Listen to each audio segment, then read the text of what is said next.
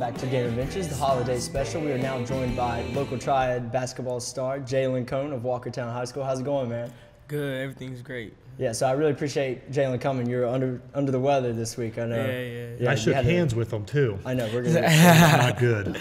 But you've had a great season so far. I saw sir. where let's talk about your career over there right now. I saw where you dropped 46 points against my old rival, Glenn High School. Sir. Yeah, that looked like it was a real battle, man. Yeah, very intense game. Yeah, it looked like it was. I saw where you got the and one, and you gave like the flex. Yeah, you were getting into it. That's my pose too. That's my favorite pose. Now, what did the ref come and whisper to you? I know where you like drug the ball out of the guy's hands. Oh, he came and was like, none of that, guys. We want great sportsmanship and all this. But this man was smiling, so the kid walked for Glenn, and he goes over there and takes the ball out of the Glenn player's hands after the whistle's already blown. Jalen. But that's him being, competitive. That's Jalen, though. That's Jalen right there. So 46 points, and how do you like your team so far? My team is real great. I feel like this year we're just better as a team. Everybody's communicating better, and everybody just wants to win and get better. So I feel like every day we come into practice and work harder. So that's the special thing about our team this year. I know you play like a lot of AAU ball, and I got some video of one of the dunks that you had, if I can get that up over here. And it was like a monstrous dunk. That's one of them over there. Was just yeah, that's one of them over there. That was just But there's one monstrous dunk. If we can get that one, Isabel. Oh, that's not bad. Oh, here we go. Here we go. Yeah, that was absolutely. Okay. Yeah, that was ridiculous. Now, time out for 1 second. I've never experienced that. Now, it looked like you were actually, as you were still going up, sir, in your trajectory. What does that feel like? Yeah, what does that feel like? Yeah, I know he's not a dunker. Not a dunker. He's not a dunker. Tell us what a dunk feels like. Really just gives you that like energy. Like it takes a lot of energy to dunk, but after you actually dunk, it's just like you don't even feel tired. You just feel like stronger. You have more energy, and you're just ready to play even harder. But like on that particular play, what was it you said? When was it in your mind you went, "Oh, I can dunk this. I can do this." Yeah, how do you know when you're going to dunk? Because I know in the Walkertown highlight. We're talking because we don't have a clue. Yeah, we have no clue about it. Zero clue. Really, just I keep my head up to find my teammates, but when I see their defenders are just hugging up on them and just clearing out the lane, I'm like, oh yeah, this is my time. Like they're giving me that space just to take off, and I know once I jump, nobody else is gonna get up higher than me. Plus, I like to put it back. Number 14 did. Yeah, he walked away. He didn't even turn around. That's pretty good. Yeah, that's pretty good. He grabbed the ball after it got dunked on him. He just walked to the other side. I mean, what that dunk looked like. Have you seen I just saw this yesterday, and I tried to compete and do this. Have you seen the step, the invisible step box challenge thing? Oh yeah, I've seen that. Yes, okay, so I tried to do this thing. I'm new to this. I am 46. I'm not 40. I always love when you say 40-year-old. I gotta make you younger than. Yeah, I'll go with 40. But I saw that yesterday, and so I thought, oh, that's easy. A little harder than you think. Yeah. But that's what that looked like. That looked like you got a step on a ladder and you kept going up. Now, how tall are you? 5'9", 5'10". Okay, for colleges, you're 5'10". Well, college on 5'11". Okay. Oh, there you go. I get that 5'11" with the shoes. That's exactly, the shoes. Pump them up. Well, let's talk about your brothers a little bit. I know we got a picture of them up here. So Drew, I was actually coaching alongside Mason then when we had him and your brother Madison playing basketball, and now you have Madison over at Wisconsin, and we've had him on before as a talk on the phone. But how awesome is it to see your brother Madison play on Saturdays football, and how awesome is it to see Drew already playing at the college level? It's amazing, just both of them, seeing them like before I had my opportunity to play, just seeing them like how hard they worked and how bad they wanted. Then I know Madison, him being on that Big Ten stage for football and those big stadiums, playing against all these Heisman Trophy winners and all that. I just know it's everything he's worked for, so he deserved it. I know Drew, he's still working, and the stats he's putting up, they just both deserve it. The time they put in is definitely amazing. For sure. Now, I know the Frank Spencer's coming up. I was going to ask him this question before you ask him another one. So Frank Spencer's coming up after the Christmas break. So how good do you think your chances are of getting that trophy this year with your team? Oh, real good. Our chances are great, actually. I feel like our team, like we just come in, stay poised, and stay focused. Walkertown, we're already being the underdog, so everybody just come in, play hard, and just do what they're supposed to do. And I believe that we'll be walking out with that trophy. Man, so is there any team that you're worried about? I know I went and watched East Forsyth High School basketball team. They're 5-0. So He's nobody. He said nobody is worried There's about. nobody else. We treating every team the same. No matter how many games they won or lost, we're gonna come at you just as hard as we can. Man. So we're going to have to go over there. Maybe we'll do a live show from Frank Spencer. We're going to have to do that. We'll come over there and interview him after the game. How about halftime? Oh, halftime report. Yeah, I'm sure you love we need to go over to the LBJM Coliseum.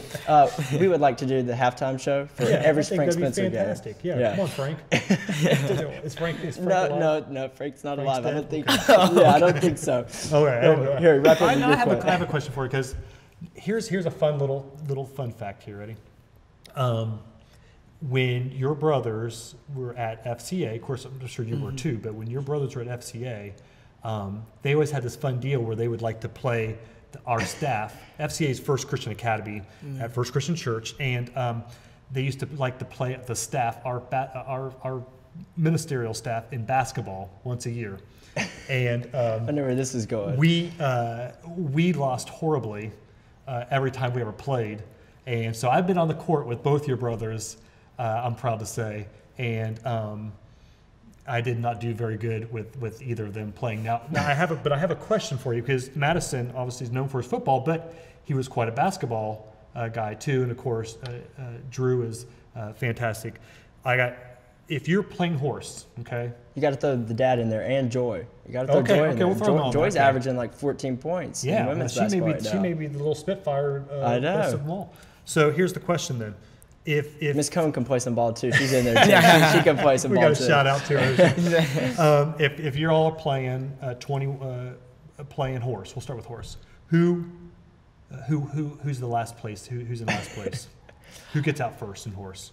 My dad, he gets out last. He gets out last. He'll get out first. He's the first So one. dad's out first. Yeah. Okay, now what about King of the Court? That's a like a step above horse. King of the Court is where it's like one-on-one. My question though, who wins the game horse? I'll definitely win. It'll come down to me. Definitely win. So now answer King of the Court. Are you King of the Court too? Oh yeah, I'm king of the household now too. Oh my goodness. Hey, when Madison comes, me and Madison already been talking. When he comes back from Wisconsin, me and him we play 1-on-1. We're gonna get Drew in there. We're gonna settle this once for all. So. Can we? Never mind. We'll do the halftime report of King of the Court. Definitely. Of the coach. I would love that. No, let's talk some football. We'll get back into the show. You actually went to the Big Ten championship game last week. In your eyes, even though the Badgers lost, how was that game? The atmosphere was crazy, like an atmosphere I've never seen before. It was Wisconsin, they started out rough in the beginning. Ohio State jumped out on them.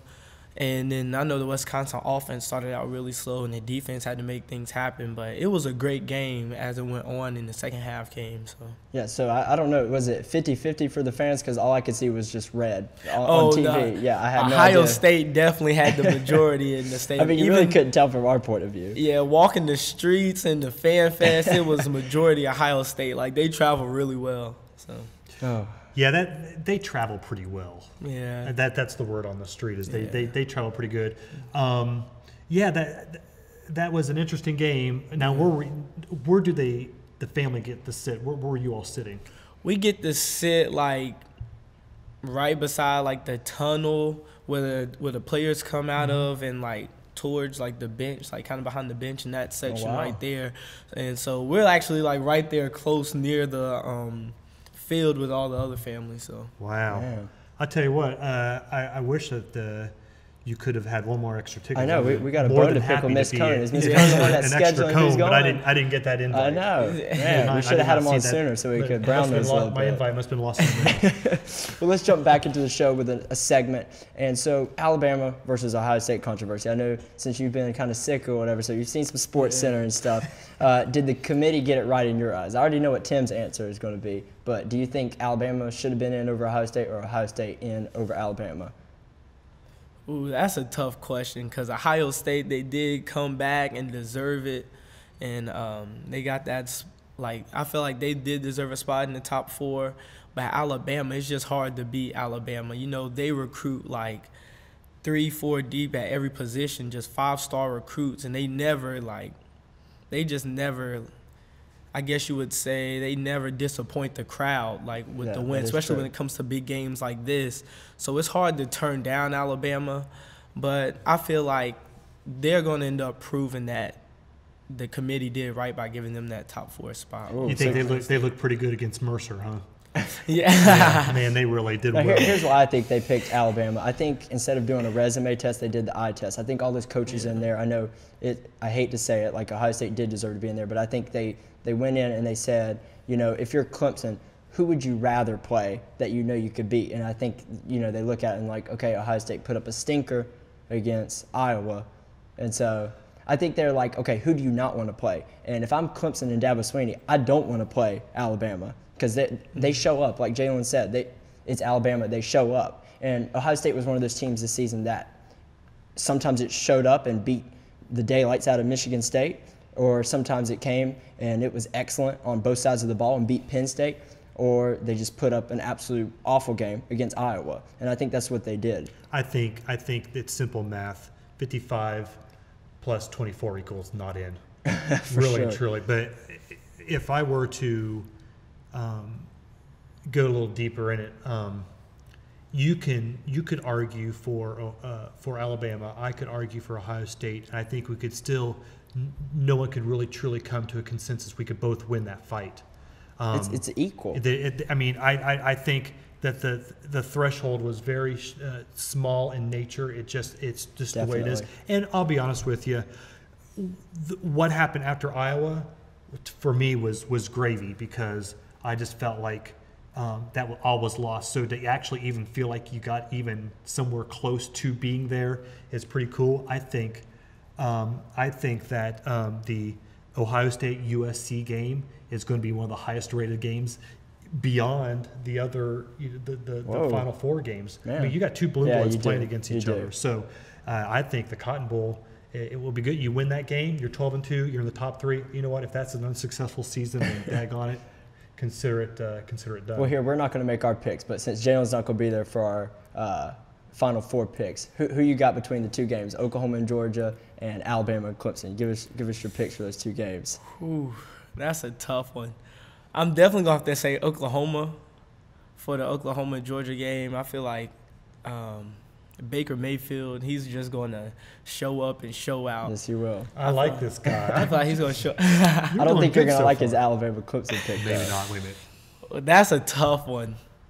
I might have to say Alabama on this one. I know last year, I think it was Clemson, ended up pulling it out, and I know Alabama, they're going to come with that revengeance on them, like on their shoulders. See, I told you not going to like that yet. Just coming like full effect, just giving it their all. So, but I feel like it's going to be a great game, though. Clemson's going to put up a fight, and it's going to come down to the end. So yeah. Now, finally, let's introduce some college basketball talk, because I know you can get into that before you know we wrap about up. That?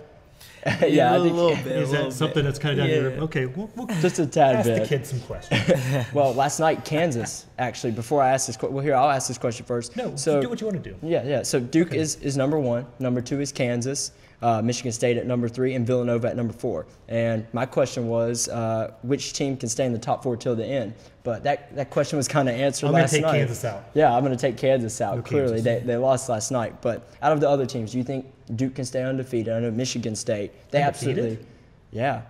You think they could go undefeated? I think Duke can go undefeated. Michigan State, I think besides losing to Duke, I mean, they absolutely crushed Carolina. I know you probably watched that game. But well, maybe a better question is, do you think these, even with Kansas have their one loss, because Michigan State has one, do you think these guys will be teams that will end up getting number 1 seeds? Number 1 seeds, there you go. Do you think, which team are you betting that might not be a number 1 seed at the end of the season? I feel like all teams have a chance to keep that number 1 seed, but I'm very confident Michigan State and Duke will definitely end up getting the number 1 seed when it comes to tournaments.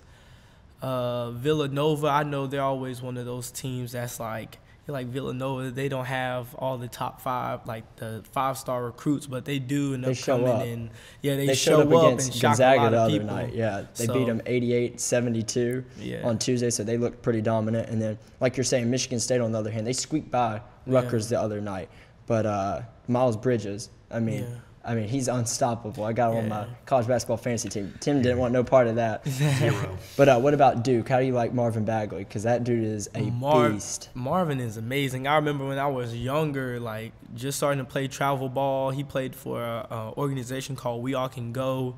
They were trying to get me to play on their team, so they would take me out to eat with them.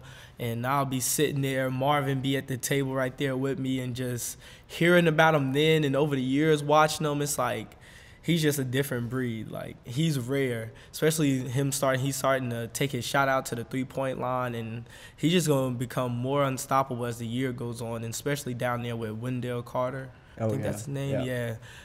I mean, they're pretty dominant. I mean, they scheduled dominant. St. Francis the other night, which I was kind of like, but they did put up 124 points, which is absolutely ridiculous. Now let me ask you this: do you have that picture? Oh yeah, yeah. Let's get as you're naming all these like. Yeah, you said Marvin Bagley, so we got a picture of you playing against Lonzo Ball, man. That's ridiculous. Where's that at? I know, but can you tell us a little bit about that? Guarding him? I think we got that picture of you somewhere. That experience, guarding him, it was great, especially just like 8th grade. Like, that was my 8th grade year at High Point Christian. Like, traveling, I had Bam Adebayo on my team. Went to Kentucky. Now he plays for Miami Heat, but like, we played against Jason Tatum, De'Aaron Fox, just a whole bunch of players like that. It's a pretty good resume. And, like, every tournament we were at, like, it was like all the top players were there.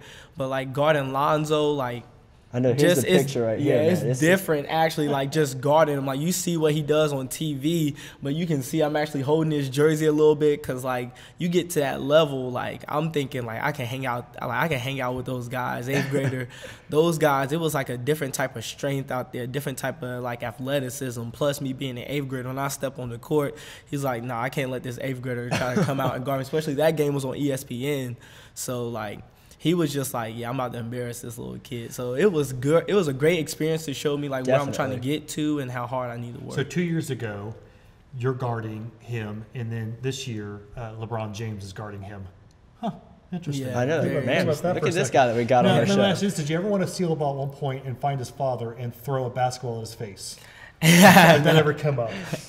Nah, I seen his dad a few times when we like traveled and played against him. The man is ridiculous. Yeah, he's got a lovely personality. He's made his way to CNN. He was on there the other morning. So. Yeah, feel like he's smart though. The way he's playing everything out, he's a very smart man. You say so. The way he's playing smart things in a out. crazy way. Yeah, he's smart, but it's like, it's a crazy way. Now, let me ask you one more thing before we wrap up. So I looked at, who's already kind of offered you. So you have Virginia Tech that's kind of offered you already, UNCG, Hampton, and then High Point University is kind of on that list. So besides those 4 teams, is there any other school that you're interested in that you would really love to play for?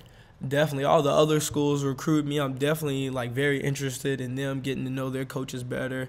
And then the other colleges that have got me on their radar but haven't just reached out yet, I'm just interested. I'm still young and just enjoying the process. And when that time comes, I'll definitely like evaluate all my schools and just figure out which situation is best for me and who's going to put me in the best situation, and also what place just feels like home. Awesome. And that's a question I was wondering here as we're wrapping up here, I guess. So you are class of 2020, right? Yes, sir. So you are just early in this process of this recruiting stuff. So it's going to really probably kick into gear after the season, and you're going through some more travel ball stuff. And in your perfect world, we're not going to hold you to it, so we're not going to come back and replay this at one point. In the perfect world, when would you like to eventually make that decision? Are you a believer of getting out of the way with at some point so that you can focus on your other basketball stuff, or you just want to just keep I love the follow recruiting, and I hate when a person just, not that I'm going to hate you if you do it, but just strings out that, ooh, I made, I love the this. question is he going to go on ESPN with like all the 5 hats? Can I be the guy in the back? Yeah. Take off your shirt. There was one time this last year. There was like 4 hats, and this little kid kept pointing at Ohio State's hat. I know. And this guy grabbed, I think it was UCLA, and the kid just goes. It was great. But so when are you gonna make that decision? What's your ideal time to make that decision? Really, my ideal time would probably be like beginning of like senior year, going in like about to start basketball season. But really, just like whenever I feel like that, like whichever school I choose would be best for me. And I feel like only like I will know that and God will know that and just give me like the hints that like this is your home. So for sure. Well, I will say hey, I'm this. 2020 though. Hold on, before you finish, I'm 2020. So I think you should make a promise on the air that he's gonna come back when you make that decision. Because I'm 2020, so I'm gonna be here senior year. So yeah, so we definitely got to have him on after he makes the decision. Well, I don't know if this is a sign or not, but I know that that Ohio State loves Chris Holtmann is a guard-heavy type of guy. He loves him some guards. He wants to play for the guards. I'm just throwing it out there. He loves him some guards. So I'm just throwing. Maybe that was God helping you. Oh, God, yeah, definitely. You brought it up. Well, thank you, man, for coming on the show. It's been a pleasure having you, for Thank sure. you. And so we really enjoyed having everybody on the show. And thank you to all our fans for watching. And make sure to hit that subscribe button on YouTube. And from all of us to you, Merry Christmas. Merry Christmas. Merry Christmas.